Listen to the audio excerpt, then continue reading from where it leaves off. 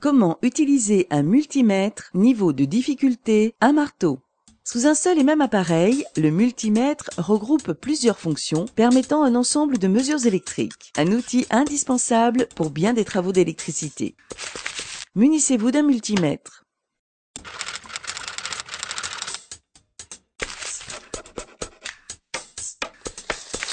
L'appareil est toujours accompagné de 2 cordons de mesure, avec des pointes de touche sécurisées à une extrémité, et de l'autre, des bandes dont on ne peut toucher les contacts. Le cordon noir vient s'engager dans le bornier COM, c'est-à-dire commun à toutes les mesures. À droite, le bornier correspond aux mesures de tension, de résistance, de test de diode et de continuité. Il reçoit le cordon rouge. Les 2 autres borniers de gauche permettent les mesures d'intensité. Avec un modèle numérique, la lecture des mesures se fait sur un écran d'affichage. Le commutateur rotatif assure la sélection des fonctions. Prise sous tension. Il est toujours utile de connaître la tension, c'est-à-dire le nombre de volts délivrés par une installation.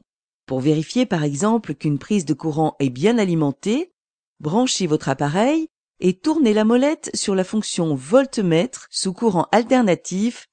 S'il possède un calibrage, placez-le au plus élevé par sécurité, soit 1000 volts. Placez le cordon rouge sur le bornier de droite, sigle et volt V. Engagez ensuite les pointes dans la prise pour entrer en contact avec les 2 conducteurs. La tension va s'afficher. Si rien ne se passe, votre circuit n'est pas alimenté. Repérez la phase du neutre. Dans certaines installations, les couleurs des fils ne sont pas toujours des indicateurs fiables. Avec le multimètre, il est facile de repérer la phase du neutre par comparaison avec le potentiel de terre, le fil vert jaune. Entre terre et neutre, la tension est proche de 0. En revanche, entre la phase et la terre, on trouve plus de 220 volts. Contrôlez piles et batteries. Branchez votre appareil en fonction voltmètre pour courant continu.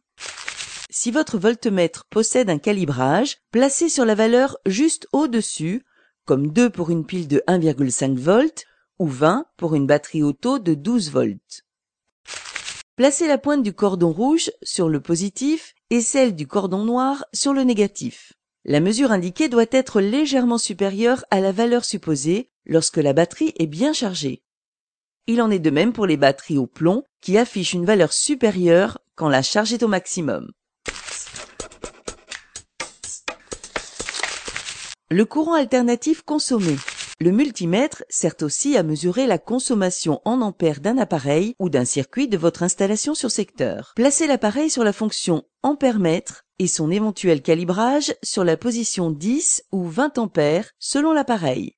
Branchez le cordon rouge dans le bornier indiquant un ampérage maxi. Exemple 10A max ou 20A max. Il est en général situé le plus à gauche du bornier commun.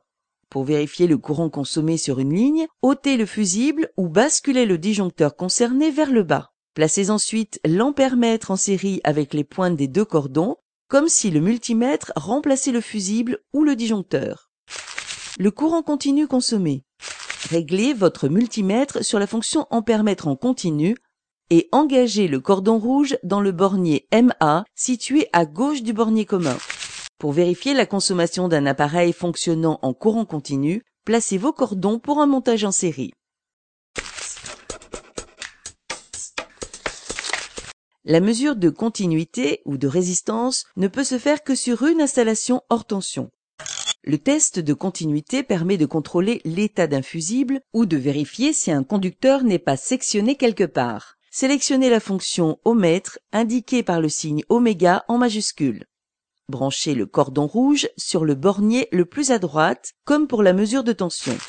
Si le modèle n'est pas à calibrage automatique, choisissez la valeur de la plus grande pour commencer.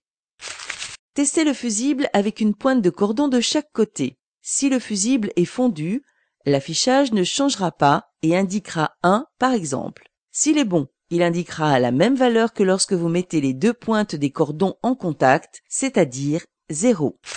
Souvent, le multimètre émet un bip lorsque la liaison est bonne pour vous éviter de regarder l'affichage.